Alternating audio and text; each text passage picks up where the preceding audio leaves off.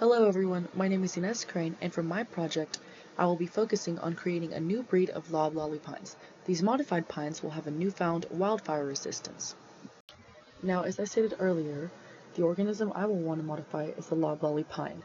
These trees are crucial to the U.S. economy, as they are the backbone of the timber industry. Not only are they essential to our economy, but they work to stabilize eroding soil and provide wildlife with the crucial habitats they need to thrive. To begin with, we will discuss the problem solved with the modification of my organism.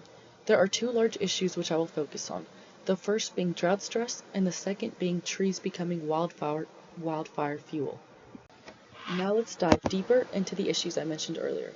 We have seen catastrophic wildfires wreck ecosystems all throughout the world. This occurs because of drought stress. Forests full of timber trees become severely affected by long and hot droughts, as they dry up, desperately in need of water.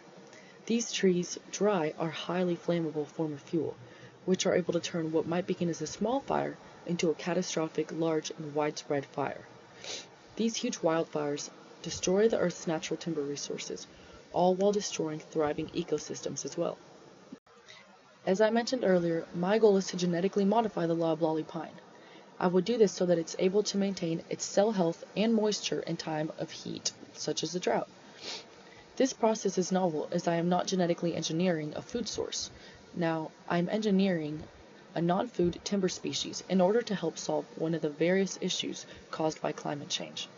Now, in order to genetically modify this plant, I will look at the resurrection plant, also known as Craterostigma plantageneum. This plant is one of the strongest, most resilient plants on the earth.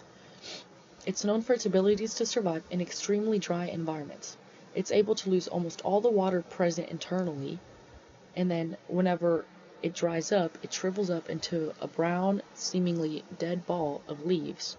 However, when it rains, the plant unfurls and becomes green again, coming back to life in just a few hours.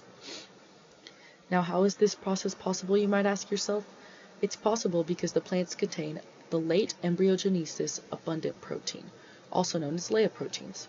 I would transfer this gene into the loblolly pine. This way, in times of extreme heat, the protein would stabilize the cell when water is lost. The protein works in an interesting way. It's almost like a sponge, wrapping around the cell's internal organelles and membranes, protecting it from drying out when internal water levels drop.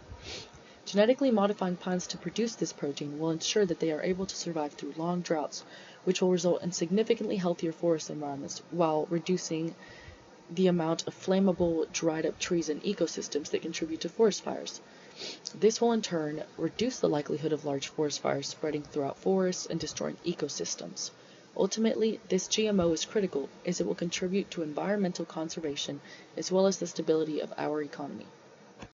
Thank you, and I hope you enjoyed my project.